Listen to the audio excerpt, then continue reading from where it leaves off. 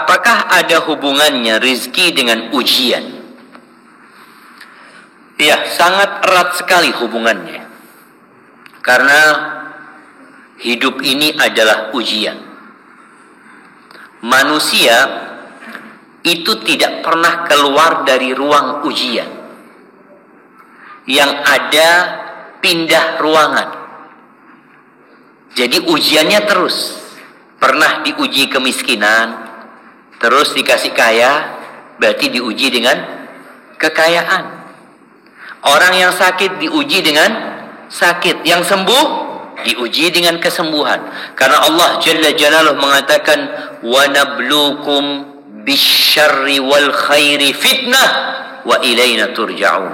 Dan kami memberikan kepada kalian ujian. Bentuknya apa? Kebaikan atau keburukan. Itu ujian yang sebenar-benarnya. Cuma kebanyakan orang kalau dapat rezeki nggak ngomong diuji. Mohon sakit kita diuji sedang Ustaz. Padahal sebenarnya dapat rezeki pun diuji. Hasilnya ya kita lihat. Bagaimana Qarun ketika diuji dikasih rezeki yang berlimpah ruah. Dia akhirnya jadi congkak, jadi sombong.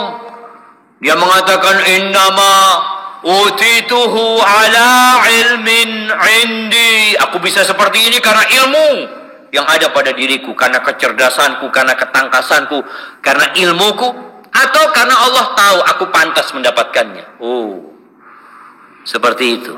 Apa yang terjadi dengan Qarun? Fa khasafna bihi wa bidarihil ard. Allah jadikan dia percontohan. Rumah, harta, dan dirinya dibenamkan di dalam tanah. Makanya sampai hari ini mohon beda harta yang ditemukan di tanah apa? Harta Qarun. Ada benedikna Qarun jemaah. Tapi karena Qarun jadi percontohan tadi, hilang Qarun itu jemaah. Tapi bagaimana Nabi Daud? Nabi Sulaiman putranya Nabi Daud alaihissalam. Perbedaan antara ujian yang Allah berikan kepada Qarun dengan rezeki yang berlimpah ruah, tapi bagaimana sikapnya Qarun, dan bagaimana Nabi Sulaiman ketika Nabi Sulaiman melihat singgasana Ratu Balqis itu ada di depan dia, jemaah. Dari Sabak sana sampai ke Urshalim, sampai ke Baitul Maqdis dalam waktu yang sangat singkat sekali.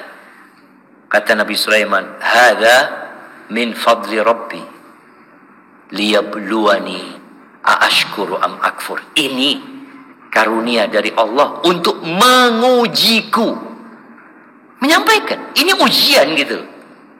Jadi orang itu harus sadar bahwa rezeki yang dilimpahkan itu adalah ujian. Apakah aku termasuk yang bersyukur atau aku kufur? Orang-orang yang nggak beriman, dia itu kalau dapat rezeki, kalau dapat jabatan, ditinggikan kedudukannya. Seperti Allah sebutkan di surat Al-Fajr.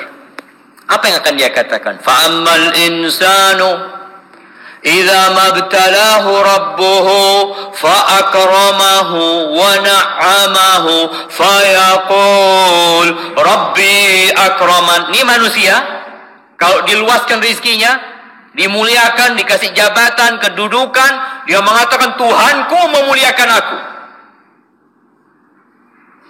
Wa idza ibtalahu faqadara alaihi wa amma idza fa ammal insanu idza mabtalahu rabbuhu fa akramahu wa na'amahu fa yaqulu rabbi akraman wa amma idza ibtalahu fa qadara alaihi rizqahu fa yaqulu rabbi ahana.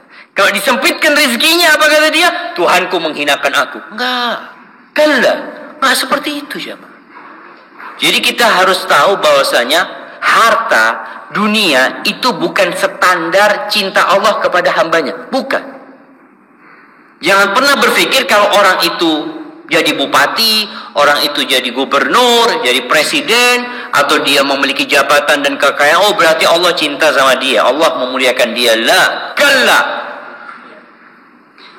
Enggak. Dunia ini bukan standar. Bahkan Nabi SAW mengatakan, innallaha yu'tid dunya man yuhibbu wa man la yuhibbu. Allah membagi dunia ini kepada yang Allah cintai dan kepada yang Allah tidak cintai. Allah berikan dunia, jabatan, kerajaan, kekuasaan kepada siapa? Firaun.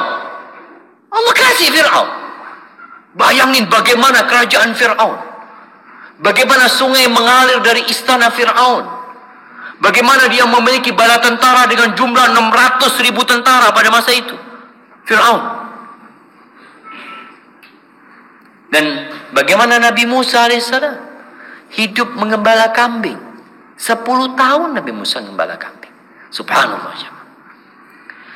Jadi Allah itu berbagi dunia kepada siapa saja. Wala yu'til iman illa man yuhib. Tapi Allah tidak berbagi keimanan kecuali kepada orang yang Allah cintai. Artinya kalau antum dapat rizki, kemudian antum semakin dekat sama Allah, bukan rizkinya yang menandakan cinta Allah, tapi kedekatan antum sama Allah. Tambahnya iman antum. Alhamdulillah Ustaz, dulu anak gak pernah sholat malam Ustaz. Sekarang sejak pandemi ini bisa sholat malam. Nikmat. Anak dulu gak pernah sholat duha Ustaz. Alhamdulillah sejak di PHK tiap hari sholat duha Ustaz. Karena tak ada lakonnya dia ya sholat duha. Tapi alhamdulillah gitu loh. Ini berarti ada sebuah karunia Allah kepada dia. Karena dia jadi lebih dekat sama Allah Azza wa Jalla.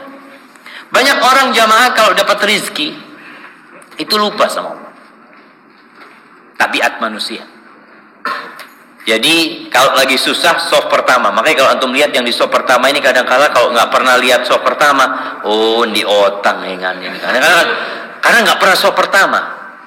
Tapi kalau dia lagi banyak rezekinya kadang-kala telat-telat datang. Itu godaan dunia. Maka hati-hati.